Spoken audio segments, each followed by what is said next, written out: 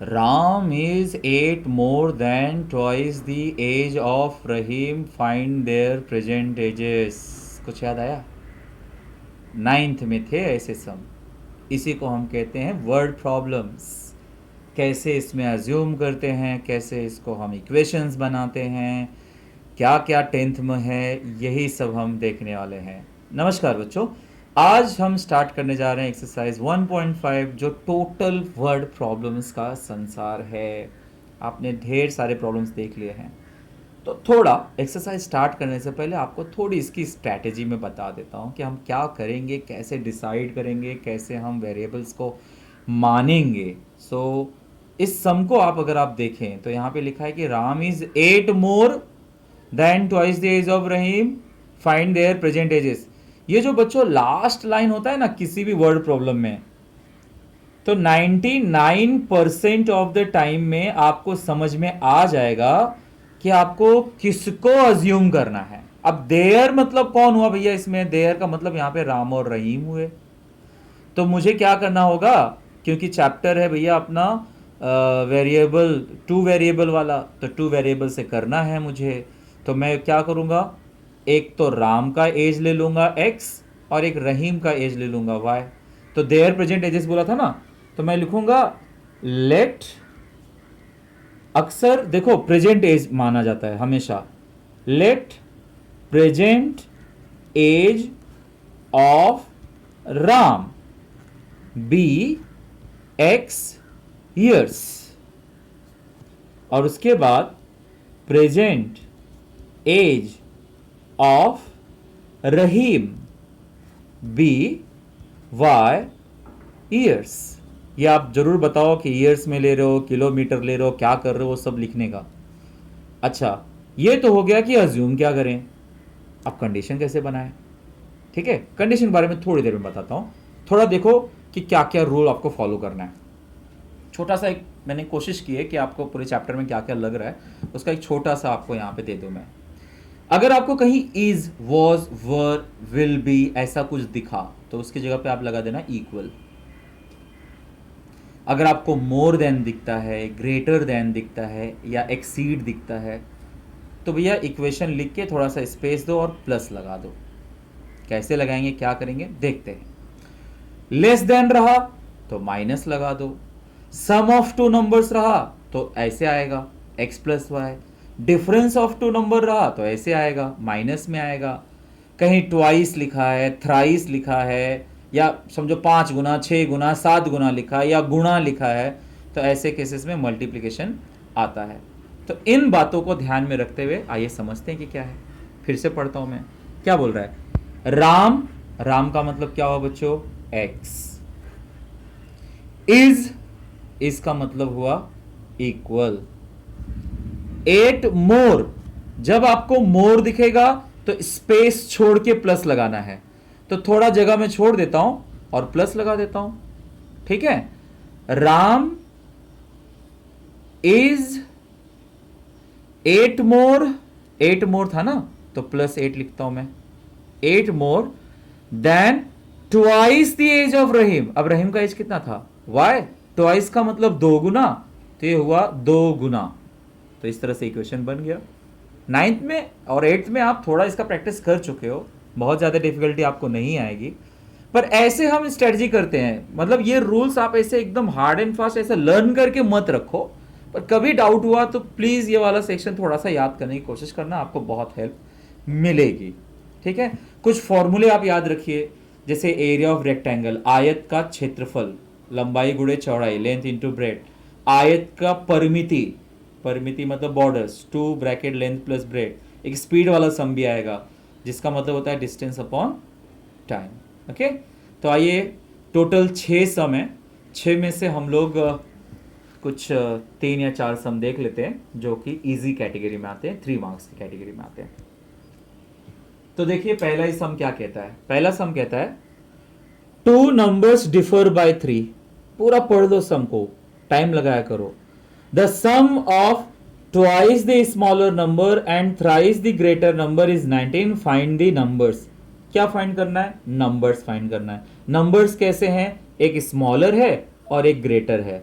आप हमेशा हमेशा हमेशा कोशिश करिए कि जो ग्रेटर नंबर है उसको x लो और स्मॉलर नंबर को y लो।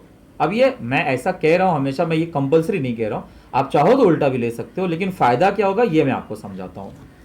तो मैं क्या करूंगा, let greater number be x और स्मॉलर नंबर बी y। अच्छा, इसमें कोई यूनिट नहीं था, ठीक है, तो मैंने सिर्फ प्लेन नंबर्स लिए हैं x और y। और अब पहला कंडीशन पढ़ते हैं बच्चों। पहला कंडीशन क्या कहता है, टू नंबर्स डिफर। डिफर का मतलब होता है अंतर, उनके बीच का difference.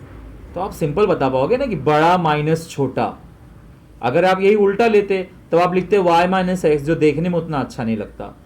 Two numbers differ by 3, तो यहां पे मैं लिखूंगा फर्स्ट कंडीशन, पहली शर्त, फर्स्ट कंडीशन, या आप लिख सकते हो बाय फर्स्ट कंडीशन, ठीक है, प्रेजेंटेशन पर्पज ये जरूरी है। क्या कह रहा था वो, टू नंबर्स डिफर बाय 3, तो x minus y is equal to 3, ये हो गया हमारे लिए इक्वेशन नंबर 1। ओके, आगे सुनिए, द सम, सम ना, ठीक है, बाय सेकेंड कंडीशन।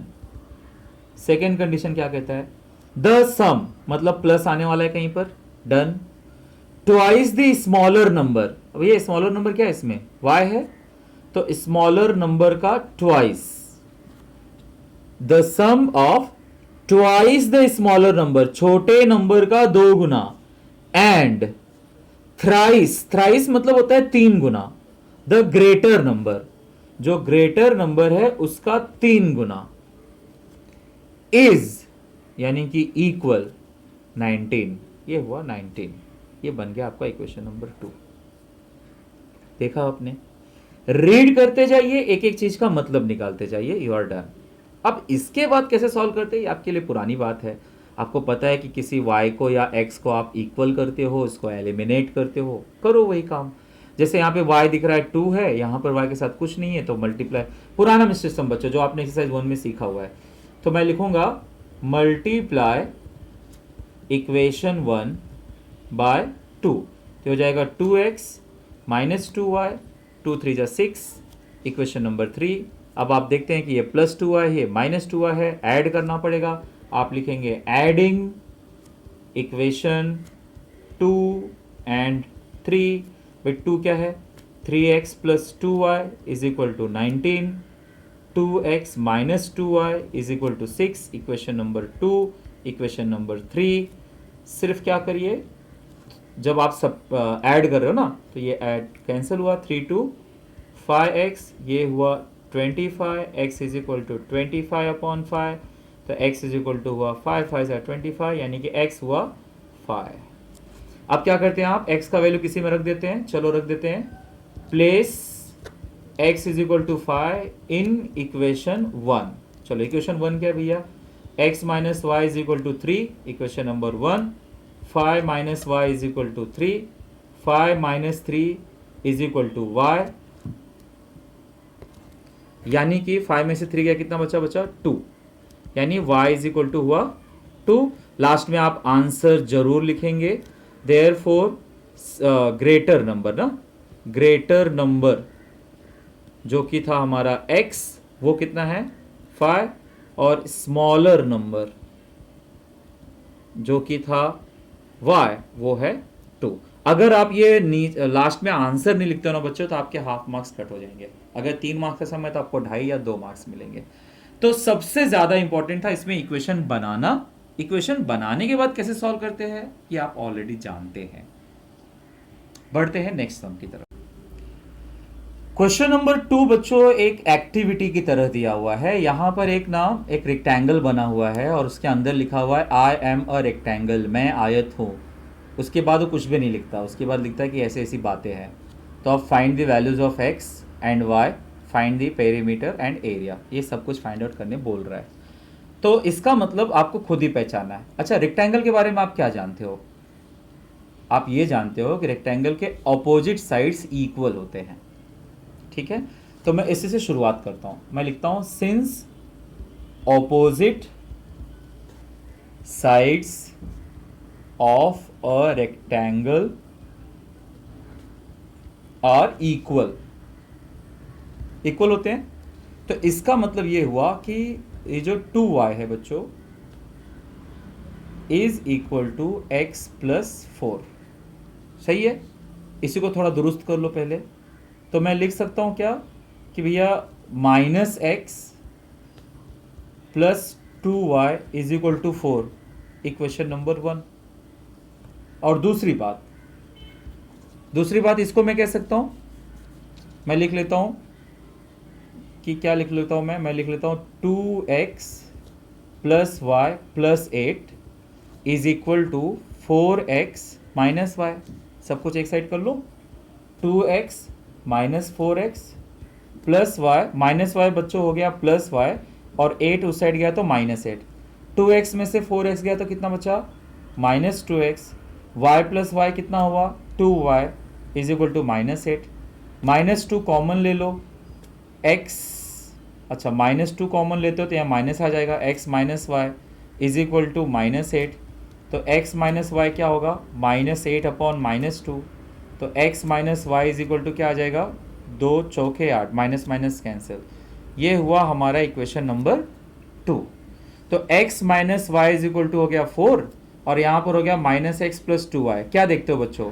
यहाँ माइनस एक्स है, यहाँ प्लस एक्स है। माइनस एक्स और प्लस एक्स है तो क्या हो जाएगा? सिर्फ ऐड करना होगा। तो मैं लिखूंगा एडिंग इक्वेशन 1 एंड 2। इक्वेशन 1 क्या है बच्चों? Minus x plus 2y is equal to 4, equation number 1। x minus y is equal to 4, ये हो गया इक्वेशन नंबर 2।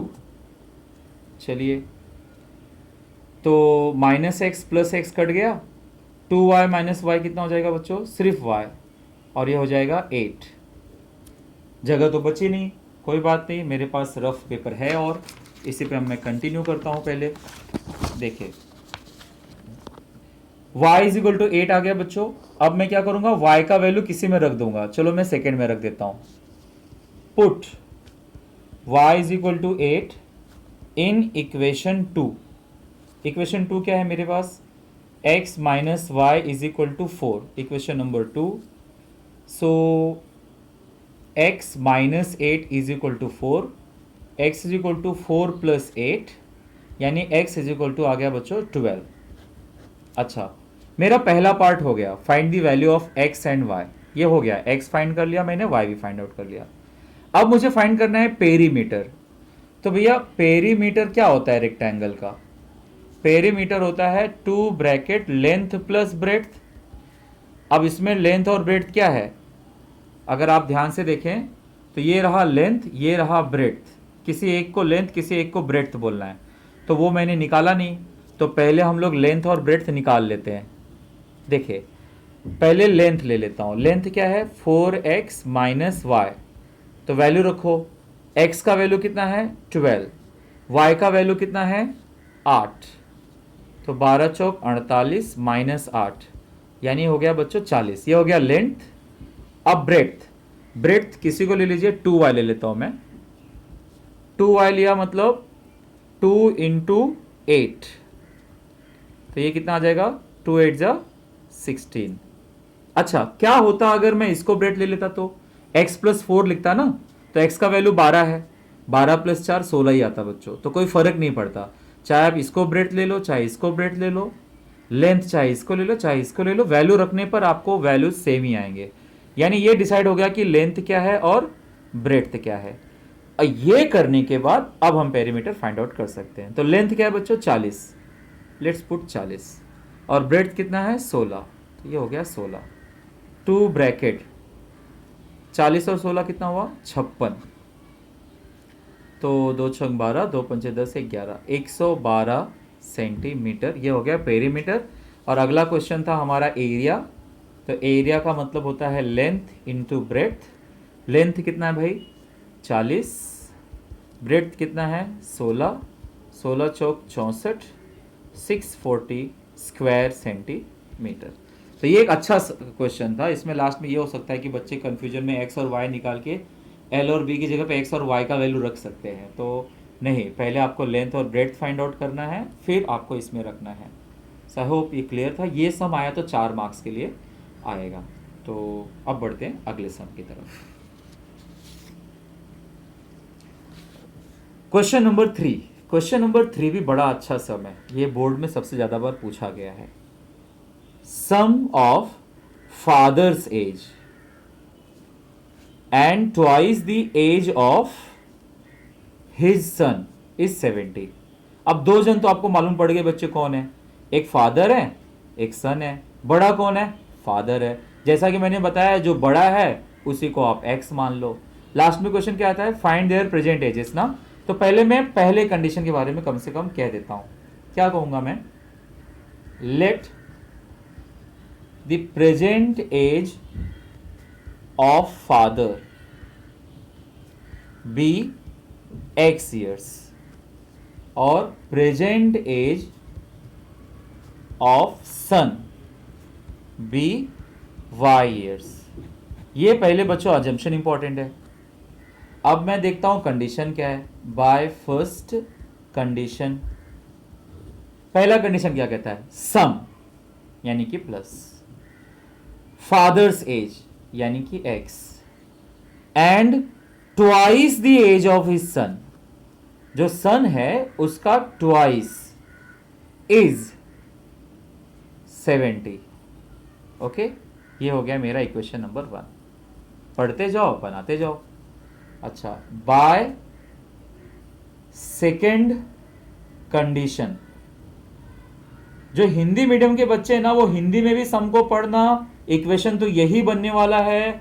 और देखो कोशिश करो, कुछ भी तकलीफ है मुझे व्हाट्सएप करो, मैं उसमें भी समझाने की कोशिश करूंगा। अच्छा आगे देखिए, इफ वी डबल, डबल मतलब होता है कि 2 से मल्टीप्लाई करें। If we double the age of the father, चलो पहले कर ही लो, फादर का एज क्या है एक्स, डबल करूंगा तो क्या आएगा 2x। If we double the age of the father and add, add मतलब plus, to the age of his son, son के एज को कुछ भी नहीं करना है, वैसे रखना है।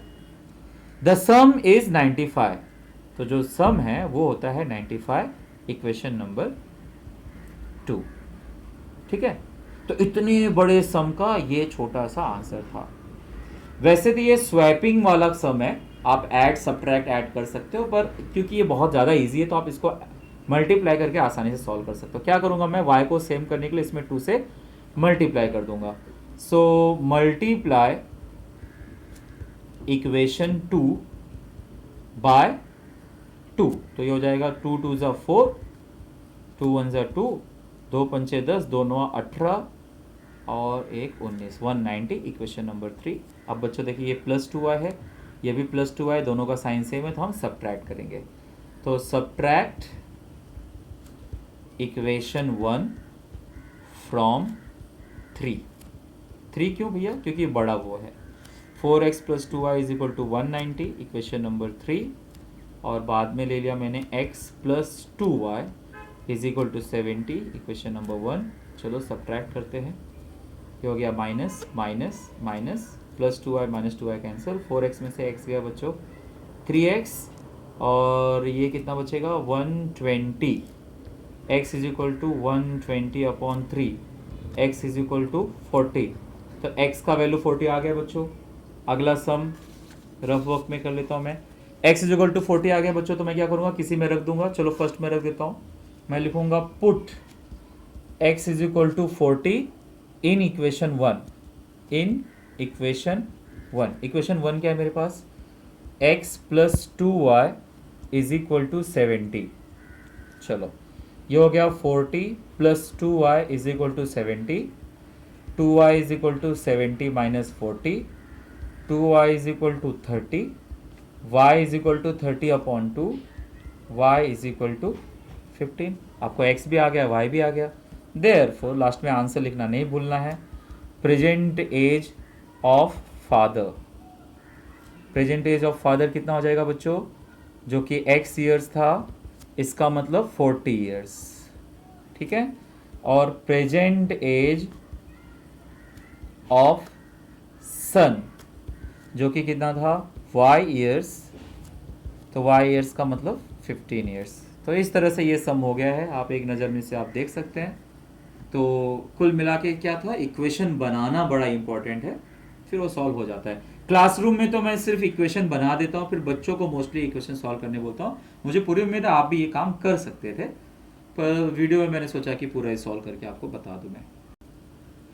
आइए आज के लास्ट सम देखें हम, चौथा। ध्यान रखो इसमें पांचवा और छठा सम काफ़ी बड़े बड़े सम है, वो स्पेशल सम है, उसको मैं एक वीडियो में रखूंगा। पांचवा छठा और कुछ अच्छे सम है प्रॉब्लम सेट में। ये एक अच्छा और इजी सम है, इसलिए इसी में कवर कर रहा हूं मैं। क्वेश्चन कहता है the denominator of fraction. Fraction किसको बोलते हैं बच्चों, जिसमें आप देखो ना अंश और हर होता है, तो न्यूमरेटर और डिनोमिनेटर।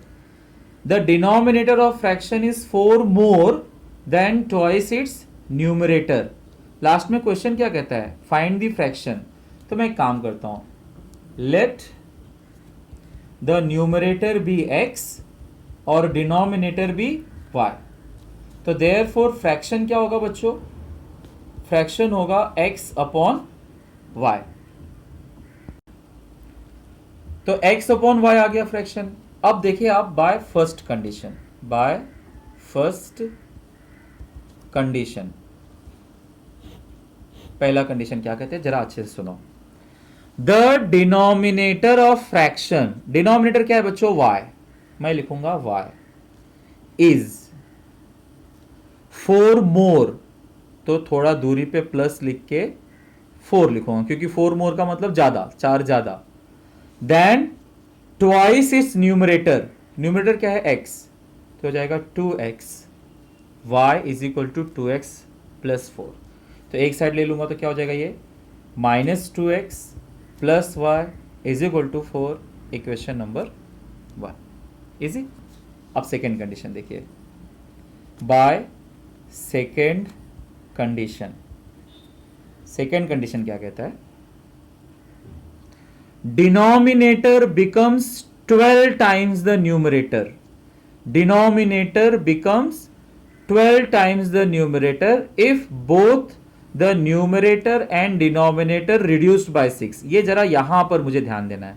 वो कह रहा है कि अगर न्यूमरेटर और डिनोमिनेटर दोनों को 6 से कम किया तो मैं क्या करता हूं, नया new numerator x minus 6, new denominator y minus 6, ठीक है, दोनों को 6 से रिड्यूस किया।